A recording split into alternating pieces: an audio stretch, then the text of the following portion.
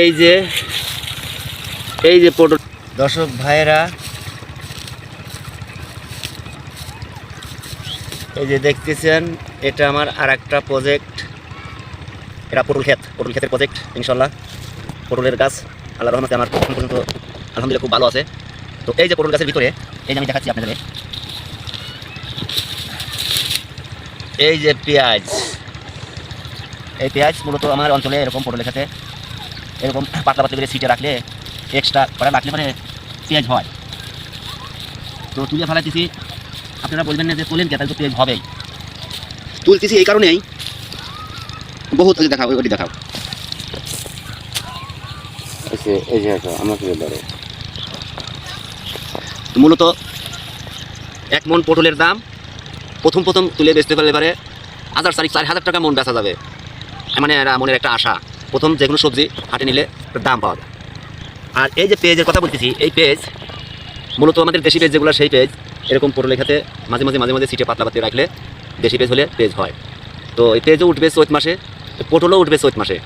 তো এই পেঁয়াজ রাখতাম, যদি দেশি পেঁয়াজ হইতো তাহলে পেঁয়াজ রাখতাম। এই বিদেশি পেঁয়াজ এখন পর্যন্ত ওই পেঁয়াজ হওয়ার মতো কোনো সিস্টেম নাই, মানে ফুল একবারে আমান পোয়াইলের মতোই আছে। তো সেই যার কারণে এই পটলের নষ্ট হবে, পটলের ক্ষতি হবে, যার কারণে তুলে দিতেছি। আর পেঁয়াজ হলেই বোন কি, 1 মন পেঁয়াজের দাম এখন বর্তমান 1,900, আর 1 মন পটলের দাম হবে 4,000। তাহলে কোনটা রাখলে ভালো হয়? তাহলে দর্শক ভাইরা আপনারা কমেন্ট করে আমাকে একটু পরামর্শ দেন। 1 মন পেঁয়াজের দাম 900 থেকে 1,000, আর 1 মন পটলের দাম 3500 থেকে 4,000। তো পটলের জালে ইনশাল্লাহ কিছুটা 2 সেটে দেখা যায়। আলহামদুলিল্লাহ খাওয়ার জয়েছে। আসো এদিকে, আসো দেখাই। পটল আমার 2 সেটে মাশাআল্লাহ আছে। যেমন এই যে পটলের জালিরে দেখতেছেন, এই যে একটা যে পটলের জালি দেখতেছেন, আমাদের অঞ্চলে এরকমভাবেই পটল খেতে আমরা এরকম চাষবাস করি, এরকমই হয়। তো এই যে দেখতেছেন হয়েছে, এই যে কতটা হইতেছে, এখন এ চাচ্ছে যে পরিষ্কার করিয়া যত্ন করিয়া সাফ রাখো, তাহলে প্রথম 2-4 কেজি বেশি করে তুলে বেচতে পারবো, লাস্টে দাম পাওয়া যায় না। যার কারণে খেত পরিষ্কার করে লিড়ে করে সাফ রাখতেছি।